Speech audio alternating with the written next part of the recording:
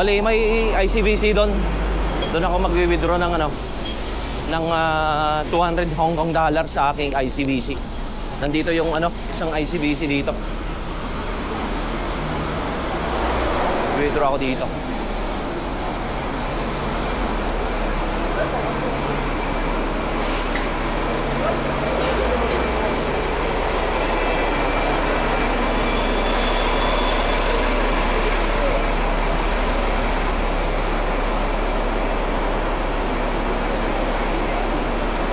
Dito guys, yung isang ICBC, no? Dito ako mag-withdraw. Dito sa loob. May ATM dito sa loob. Yan. ICBC. Yan, mag-withdraw ako dito.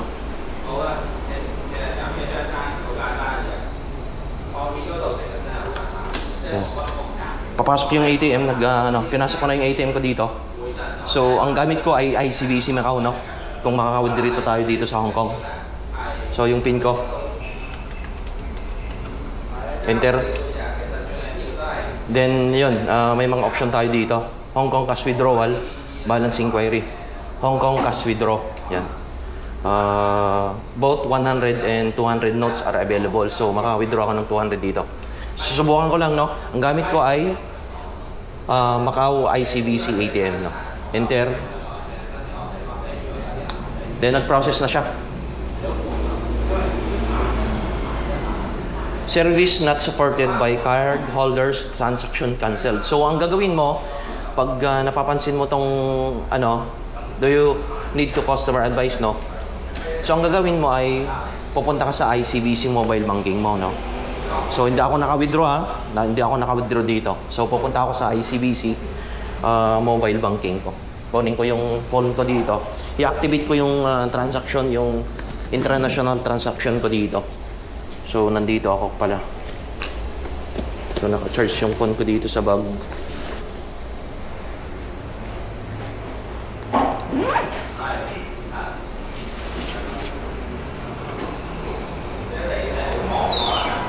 So, magtatabi muna ako dito, no?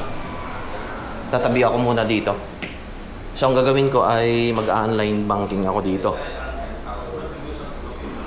So, done. Kukunin ko yung transaction, international transaction ko dito.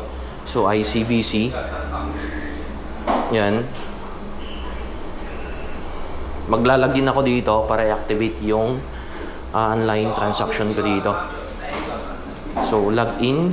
Maglalagin ako dito. VVT. Hindi ko na ipapakita yung ano ko. Done. Next time. So, nakalagin na ako dito, di ba? So, pupunta kayong, pindutin mo yung all. Yan, all. Then, mapipindot mo tong overseas transaction dito. Yan, pindutin mo to. Yan, pipindutin ko na yan. Then, iti-turn on mo siya. So, debit card overseas. Then, pindutin mo yung card mo dito. Then, not activate. Then, mag-activate tayo ngayon, no? Activate natin to. Then, yung withdrawal, existing daily overseas cash limit, kahit 500 lang, no? I-set natin yung 500 dito. Then, confirm natin. Confirm.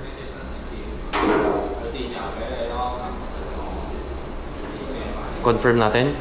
Begin must be later. Okay, yung date ngayon. So, titingnan mo yung date. Yung date ngayon ay... Bang date ngayon? So... set ko yung date is... Wait lang. I-check ko yung date ngayon. Pati date, hindi ko na alam. Grabe. Grabe ka, Bong. Monday. Monday ngayon. Yes, November 10. So, November 10, balik ka sa ICBC mo. November 10, yan. 10.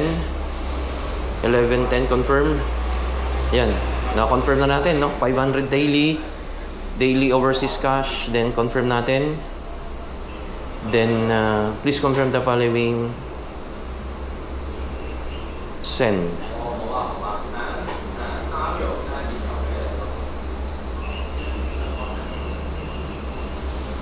So, kailangan natin ng code dito. Yung, i-confirm natin yung code natin dito.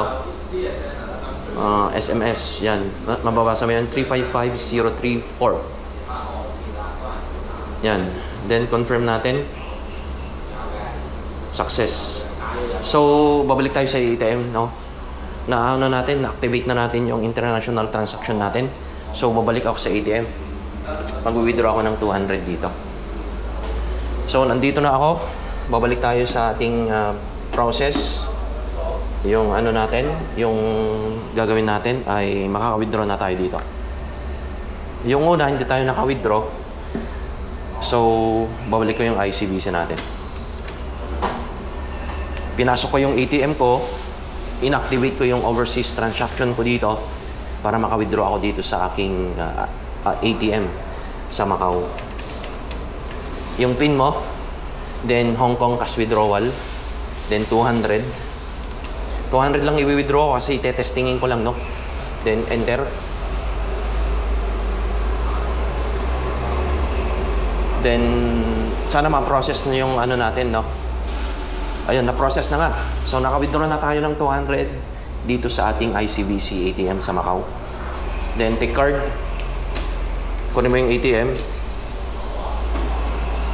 Yan, lumabas na yung 200 dito. Naka-withdraw na tayo ng 200 dito. Yan, mapapansin mo yung withdrawal ko na 200. Dito lang sa may Yamate Station, sa lalabas ka ako dito. Kukunin ko yung tubig ko dito. Nandito lang ako sa may Yamate, no? Dito, sa may Yamate, yan. Windsor Spa. Tsaka dito sa may Nathan Road dito. Naka-withdraw na akong 200 at kakain na ako dito. Sa may... Kung mapapansin mo, may isang Jollibee dito, malapit lang. Yung ano... Ganun lang kasimple, guys. Maraming salamat at dito ako kakain sa may Jollibee. Magda-Jollibee ako ngayon.